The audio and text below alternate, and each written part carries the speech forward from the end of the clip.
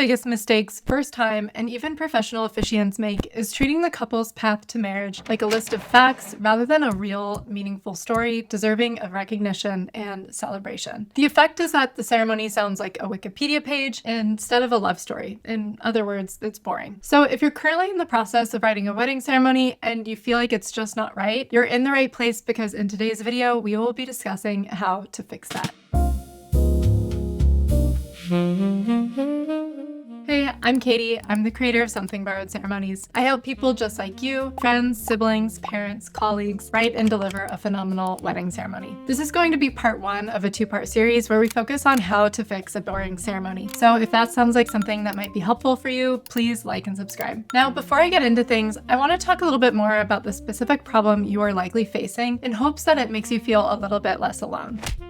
As an officiant, when you sit down to write about the couple, your instinct is likely going to be to get events in order. They matched on an app, they had a first date, they moved in, he proposed on a hiking trail. You line the facts up in the right sequence and you think to yourself, okay, boom, that's my story. But my sweet friend, that's not a story, that's a timeline. And a timeline is the thing that is going to make guests' eyes glaze over. But even worse, it's actually really hard to edit. You'll read through it, and because all of the facts check out and maybe it sounds mostly okay, it'll kind of pacify your editing mind. You'll get to the end and think to yourself, wait, was that even any good? Nice. Now, obviously, we can't manufacture what we deem to be a more captivating relationship story, but what your job is as an officiant is to find what's unique and special about their love and their relationship. The word story is almost misleading because it implies a chronology, but what we're looking for is really the most meaningful transformation within the relationship, and then you'll use storytelling tactics to share that transformation in a way that makes the couple feel truly seen, appreciated, and recognized. So with that in mind, let's get into how to find that story before we do the work to put it into words. Step one is asking the right questions before you start to write a single word. And here's the key idea. A good ceremony tells two journeys at once. You have the physical journey and the emotional journey. The physical journey is what happened, the who, what, where, when, and how. This could be the first date, the first impressions, the proposal, the move, the dog, etc.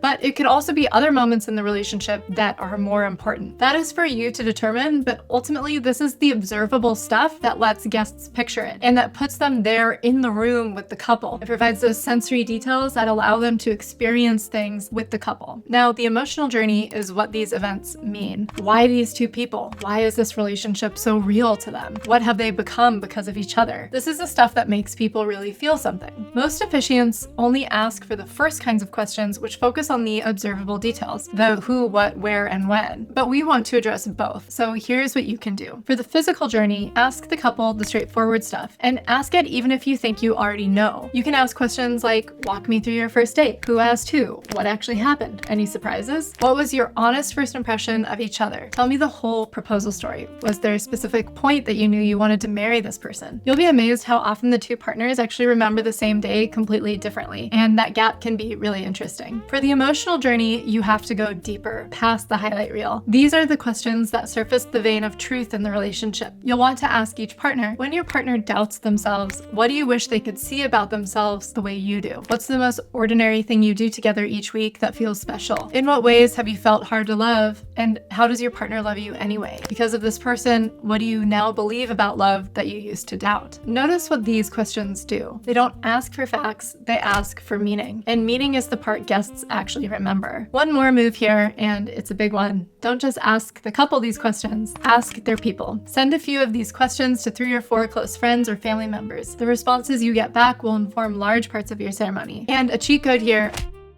oftentimes, community members or their family and friends will include the funniest stories and anecdotes that you can add to your ceremony to create that natural humor that doesn't feel forced. The full list of questions is in my course for first-time officiants, but you can build your own from what we just covered in the video thus far. Step 2, and this is the one people often rush, give yourself time to actually sit with what comes back. Do not read the responses once and immediately start writing. That's how you end up just transcribing the first date story again. Instead, get it all in front of you. Print the answers out or put them side by side on your computer and read through everything looking for the themes that keep showing up. Because the story is almost never in a single answer. It's in the pattern. When three different people who didn't talk to each other or consult with one another all describe the same thing about the couple, that repetition speaks to a vein of truth. And that's your theme. And as you read, keep a running list of anything that makes you smile. The quotes, the little anecdotes, the weird specific details, you'll ultimately want those later. And then write some notes and let them sit for a day or two. Go for a walk, do the dishes. The theme usually announces itself the moment you stop forcing it. You're not being lazy by waiting, you're letting the real story rise to the top. This is the part that feels like the least work, but it does the most. Whenever I hear people advise that you can write a ceremony in a week, that's awesome, but I can't. I need time to actually marinate and really feel things out, and chances are good that whether or not you know it, you do too. Step 3, take that theme and shape it into a narrative that actually makes sense. Now you've got a pile of material and maybe a narrative is starting to take place. Your job isn't to include everything in this narrative. It's to choose the through line and arrange the information to serve it. You'll want to ask yourself, what is this couple's story really about? Is it two people who found steadiness after a chaotic decade? Is it two stubborn people who learn to bend? Once you know the one or two things it's about, you'll have a strong sense of what to keep and what to cut. Then you'll give it shape. A story has a beginning, a turn, and an after. Who were they before each other? What shifted? Who did they become together? That's ultimately your narrative. Get that shape right, and I promise you the writing gets 10 times easier, because now you're not staring at a blank page, you're putting words to a story you've already identified in your research. And how you write those words is exactly what we cover in part 2. If this feels like a lot of steps before you've written anything, good. That's the whole point. The officiants who panic the week of the wedding are almost always the ones who tried to write first and then find the story later. You wouldn't start writing an informative essay before you did the research, and a wedding ceremony is no different. If you want the actual questions and templates I send couples and their families, plus the worksheets I use to pull themes out of the answers and the checklist for every step, all of that lives in my course, More Than Words. It's $49, it's about 90 minutes, 4 short modules, and it covers the whole ceremony, start to finish, delivered in a digestible step-by-step format. It's at somethingborrowedceremonies.com, and the link is in the description. But everything you need to start finding the story is here in this video. So with that, ask the right questions that cover both the physical and the emotional journey, sit with the answers until the theme shows up, then shape it into a story. And then come find me here for part 2, where we'll take everything you've found and actually turn it into words. Hit subscribe so you don't miss it, and I'll see you there.